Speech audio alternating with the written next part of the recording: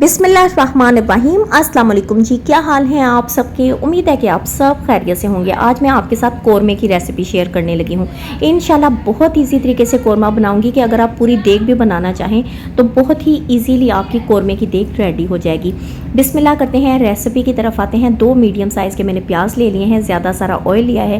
पहले ऑयल को गर्म किया है, इसमें प्याज की बारीक कटिंग की है। प्याज जो आपस में जुड़े हुए थे उन्हें मैंने हाथ से खोल लिया और प्याज को हम फ्राई करेंगे। थोड़ी थोड़ी देर के बाद हम चम्मच लाएंगे। जैसे ही हमें लगेगा कि प्याज का कलर चेंज हो गया, फ़ौरन से हमने चूल्हे को बंद कर देना है और इस प्याज को हम निकाल लेंगे और प्याज को थोड़ी देर के लिए फैला कर रख देंगे ताकि ये अच्छा सा क्रिस्पी हो जाए।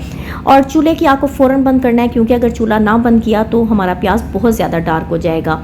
अच्छा जी, प्याज मैंने निकाल लिया। यही वाला जो ऑयल था प्याज वाला, इसे मैंने प्रेशर कुकर में ऐड किया।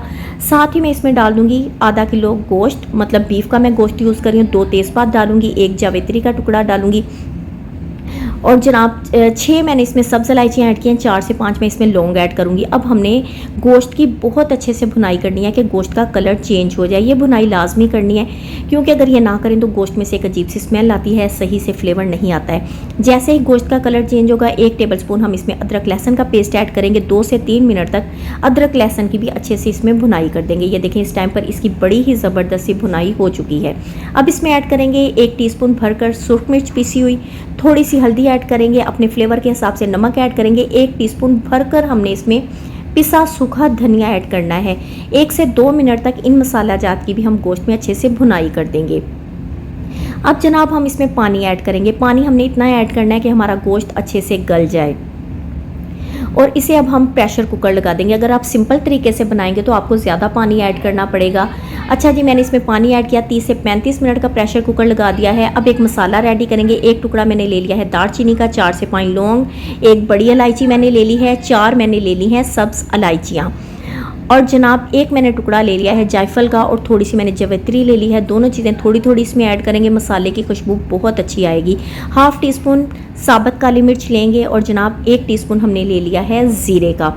अब ये सारे मसाले जो हैं इन्हें हमने चूल्हे पर, अभी मैंने नहीं रखा है, अब चूल्हे पर पकने के लिए रख देंगे और साथ साथ चम्मच हिलाएंगे। बस इतनी देर तक हमने ड्राई रोस्ट करना है कि अच्छी सी खुशबू आना स्टार्ट हो जाए। इसके बाद इन मसालों को ठंडा करके पीस लेंगे और इधर जनाब मैंने वही वाला प्याज ले लिया है जो कि बहुत क्रिस्पी हो चुका है। इसे हाथों के साथ हल्का हल्का मसलेंगे और ये बड़ा ही अच्छा सा मोटा मोटा सा पिस जाएगा। अच्छा जी, ये गोश्त जो है 30 से 35 मिनट के बाद बहुत ही अच्छे से पक चुका है, गल चुका है। इसे मैंने अब कढ़ाई में ऐड कर दिया है और गोश्त के अंदर जो पानी है उसे खुश्क करेंगे और साथ ही मैंने इसमें 1 कप दही ऐड कर दिया है। दही की हमने गुठलियाँ ख़त्म नहीं करनी है, इसी तरह से जैसे मिलता है बाज़ार से दही वैसा ही हम इसमें ऐड करेंगे और दही की भुनाई करेंगे कि दही का पानी खुश्क हो जाए। जैसे ही दही खुश्क होगा, इसमें हम ऐड कर देंगे प्याज जो कि मैंने पीस कर रखे थे। इसे हमने ब्लेंडर जार में नहीं पीसना है, सिंपली हाथ से पीसेंगे क्योंकि दानेदार कोरमे का मसाला बहुत अच्छा लगता है। थोड़ा सा मैंने पानी भी ऐड कर दिया है और जनाब ये जो मसाला मैंने अभी रेडी किया था इसे ब्लेंडर जार में पीस लिया है। मसाला भी ऐड करेंगे।